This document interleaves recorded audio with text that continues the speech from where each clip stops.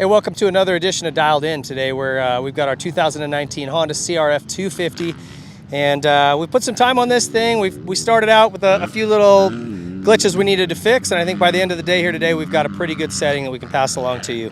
For me, the first thing I had to do with this thing was get it balanced. I think you're going to find, most people anyway, by and large, a little bit of a stink bug feel if they roll it out of the showroom the way they should, and it's totally stock trim. Sag numbers, I went up to 103. Anywhere from 100 to 105 is kind of the standard, but I found 103 was pretty good for me. And what I didn't want to go a whole lot more than that, but I ended up opening up my high-speed compression a half a turn and then 3 clicks on the low speed. And it just gave me a little bit, first of all, the high speed opening up, dropped the back a little bit and got me the balance that I wanted.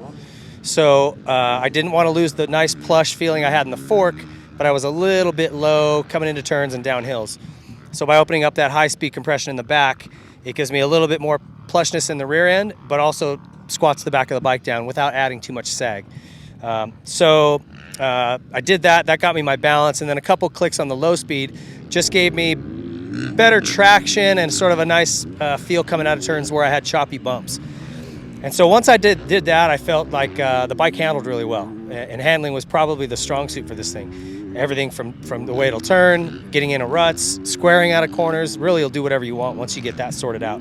As with all bikes, balance is really the key, and I think these guys have done a great job of getting the chassis right. You just need to, at home, for your weight and your riding position, find that balance. For some people, it's going to be a little bit different. You know, when I give you a setting here on these dialed-in videos, it's a general starting point for you and sort of a general direction.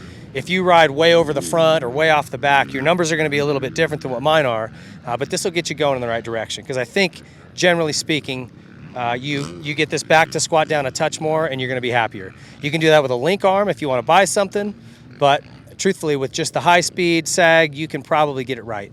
If you're a really light guy, you may need to go to a softer spring, but if you're anywhere in the ballpark of 155 to 185, I think this is going to work, and that's a pretty big range of riders. As far as the engine goes, I left the mapping just kind of in the standard position. You can try 2 of those in there. To me, I didn't feel a whole lot of difference today. We had a lot of, it was pretty beat up by the time we got here, so kind of hard, dry, slick. So a more aggressive map didn't necessarily help me. I was more looking for traction than anything else. So it was great to feel handling and suspension characteristics, but some of that engine stuff was a little tougher. I will say my general impression of the engine was it's a little choked down. I think some of that is exhaust, but if you don't want to spend that $1,000 or whatever it is, I think you can get some of it back, and I'm not officially telling you to do this because there is liability, but get that air filter cage screen out of there and let this thing breathe a little bit. It just feels choked to me, and if you can open that up, maybe even a couple holes in the airbox. Again, I'm not really recommending you do that. I'm just saying a lot of race teams may end up doing that and do that. So let this thing breathe a little bit more. If you can get a different exhaust system on there, if that's something you can afford to do, I think that'll be really key for this bike. Exhaust, a little mapping, and open up let it breathe, and you're going to feel a whole different bike. There's a lot of potential in this engine. It's just a little choked down in stock trim. That's my take on it. Love the tires on this thing. Brakes are great. I do like the switch to Renthal bars, the fat bar rather than the 7/8.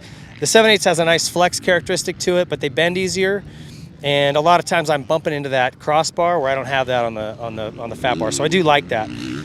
These grips I can't stand. This looks like it's made of semi-truck tire rubber. I would get rid of these immediately and put on something a little bit softer that doesn't ruin your hands. If you're going to do like endurance testing or ride across America, these are great because they will not wear out.